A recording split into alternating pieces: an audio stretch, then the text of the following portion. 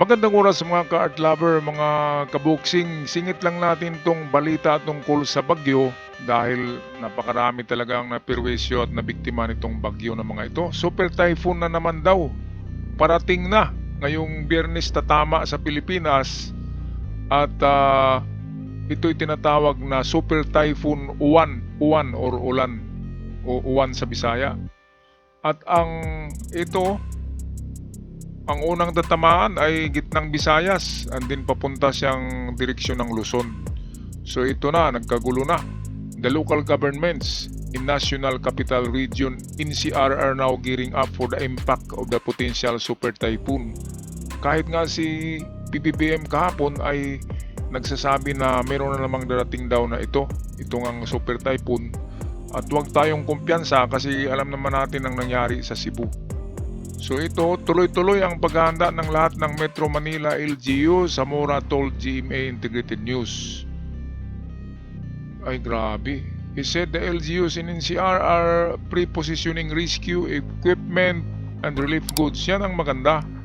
Habang malayo pa yung bagyo ay i-prepare na yung mga tulong para kung nandiyan ang bagyo ay hindi na magkandara pa, di ba? Automatic na. Total, kung hindi matuloy yung bagyo ay ano lang yun, standby lang. Kasi alam naman natin na halos buwan-buwan mayroong bagyo eh. So ito, kinakailangan talaga wag na tayong maghintay na yung kasagsagan ng malakas na ulan. Doon lang tayo lilikas. Kinakailangan bago pa lamang ito tumama ay lumikas na po kayo. So ito, para sa karagdagang video ng ulat na ito ng panahon na namumuong tropical depression pa daw to pero papuntang super typhoon Uwan ang pangalan nito, ay meron tayong hiniram na video dito galing sa Manila Bulletin. Narito atin panoorin. Pero meron nga ho tayong bagyo na minomonitor sa labas ng ating area of responsibility. Huling nakita po ito sa layong 1,525 kilometers silangan huyan ng northeastern Mindanao. At ngayon nga po, malayo pa naman ito at wala pa namang direct effect sa anumang bahagi ng ating kalupaan. Pero as of our latest datos or latest na data natin, ay lalo pa po itong lumakas. Ngayon nga po ay severe tropical storm na. Taglay ang lakas ng hangin na 95 kilometers per hour near the center at gustiness po na 115 kilometers per hour. Northwestward pa rin ang kanyang movement at medyo may kabagalan po ito sa ngayon. 10 kilometers per hour lang ang kanyang pagkilos. Kung kaya't mas mataas po yung tsansa na mas lumakas pa po ito, makahugot pa po ng lakas habang nasa karagatan po ito sa mga susunod na oras at araw. Based na rin nga po sa track na ipinalabas po ng Pag-asa ngayong 5 a.m. na Tropical Cyclone Advisory.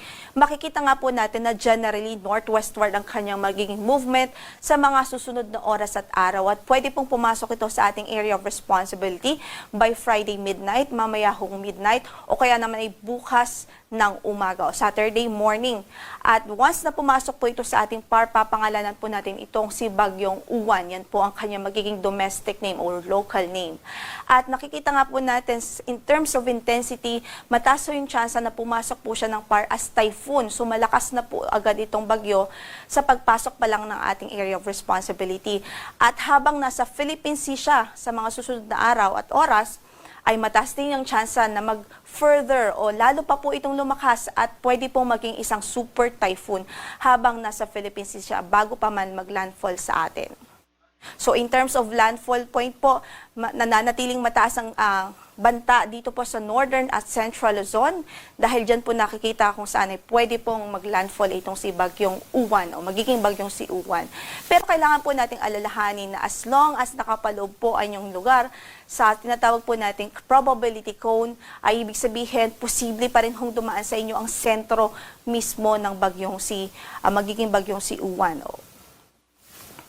At bukod dyan, kailangan din po nating alalahanin na hindi po tayo pwede na mag-focus lamang sa landfall point dahil kung makikita nga po natin, napakalawak ng diametro nitong bagyo.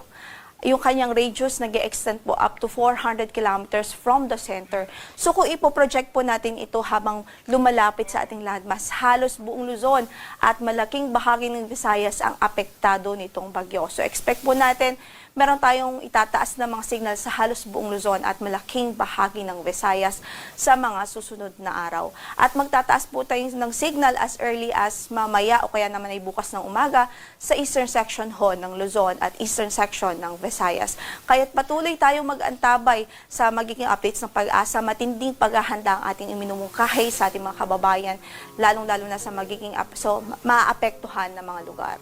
Alright, so sa lahat ng ating mga kababayan dyan sa Central Visayas at dyan sa Luzon, kasi NCR ang talagang punteriya nito eh. Kaya mag-ingat kayo dyan at maganda na kayo at magsilikas na bago pa darating yung signal number 1. Okay, at ingat kayo dyan palagi. At maraming salamat sa nagbalita nito, courtesy ang video, ang weather forecast ng The Manila Bulletin. Hanggang sa muli, huwag kalimutan mag-subscribe para palagi tayong updated sa mga uploads. Maraming salamat.